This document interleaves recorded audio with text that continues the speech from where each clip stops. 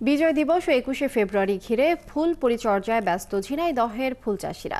গত বছরের তুলনায় এবছর ফুলের দাম বেশি হওয়ায় খুশি তারা। তবে সামনের দিনগুলোতে দাম আরও বাড়বে আশা করছেন তারা। এদিকে ফুলের মান ভালো রাখতে কৃষি বিভাগের পক্ষ থেকে দেয়া হচ্ছে নিয়মিত পরামর্শ। রাজীব হাসানের তথ্য ছবিতে প্রতিবেদন। ডিসেম্বর থেকে ফেব্রুয়ারি বছরের এই সময়ে স্বাভাবিকের চেয়ে কয়েকগুণ বেড়ে যায় ফুলের চাহিদা। তাই এ সময় ঘিরে ঝিনাইদহ সদরের গান্না ইউনিয়ন, কালীগঞ্জ, কোটচাঁদপুর ও মহেশপুর সহ বিভিন্ন উপজেলার চাষিরা শেষ মুহূর্তের ফুল পরিচর্যায় ব্যস্ত।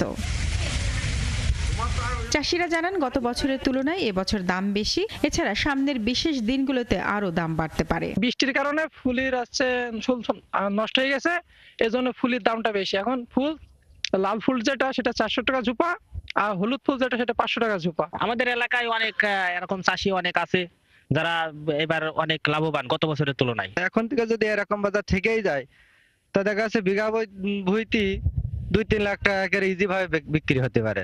অন্যদিকে ব্যবসায়ীরা জানান, বর্তমানে ফুলের চাহিদা ব্যাপক হারে বেড়ে গেছে। এবছর গাঁদা ফুলের চাষ একটু কম, বর্ষার কারণে অনেক ক্ষয়ক্ষতি হয়ে গেছে, যার কারণে একটু কম চাষ, কিন্তু ফুলের দামটা ভালো, যার কারণে কৃষকদের পুষিয়ে যাচ্ছে। সবচাইতে বেশি যায় ঢাকা, চট্টগ্রাম, আর বাদ বাকি জেলাগুলো কম বেশি করে সারা বাংলাদেশে এই গান্না বাজার ফুল মার্কেট থেকে এই ফুলগুলো সারা বাংলাদেশে আমরা সেল দিই।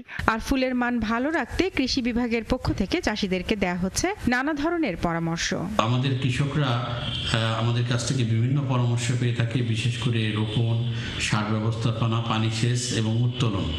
এবং আমরা তাদেরকে একটা বিষয় পরামর্শ দিয়ে থাকি যে কিভাবে ফুলটা ক্যারি করতে হবে। কৃষি বিভাগের তথ্য মতে চলতি মৌসুমে জেলায় জারবেরা, গাঁদা, রজনীগন্ধা সহ বিভিন্ন ফুলের আবাদ হয়েছে 200 হেক্টর জমিতে।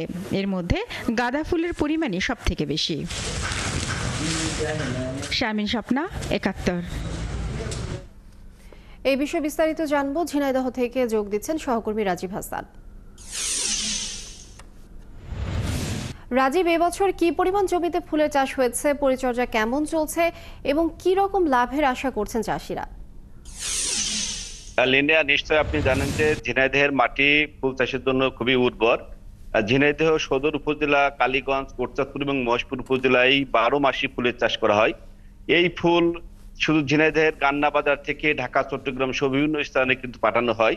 এবং ফুল চাষিরা যেটি জানিয়েছেন যে গত বৃষ্টিতে তাদের ব্যাপক ফুলের লোকসান গুনতে হয়েছে। তাদের কীটনাশক সহ প্রয়োজনীয় সেবা যত্ন করতে তাদের যে ব্যয়, সে ব্যয়ের যে খরচ হয় সে খরচ উঠাতে তারা হিমশিম খায়। কিন্তু মহান বিজয় দিবসে কিন্তু কয়েক কোটি টাকা তারা ফুল বিক্রি করেছেন।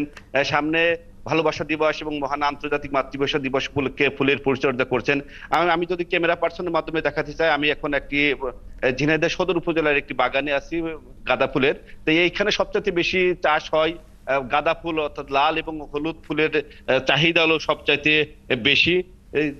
দীর্ঘদিন ধরে এই চাষিরা, শত শত কৃষকরা কিন্তু ফুল চাষ করে তারা জীবিকা নির্বাহ করে এবং অনেকে কিন্তু স্বাবলম্বী হয়েছেন। এই জেলা সবচাইতে বেশি এই গাঁদা ফুলের পাশাপাশি গোলাপ, রজনীগন্ধা, জারবেয়া, লিবিয়া সহ বিভিন্ন প্রজাতির ফুল চাষ করা হয়।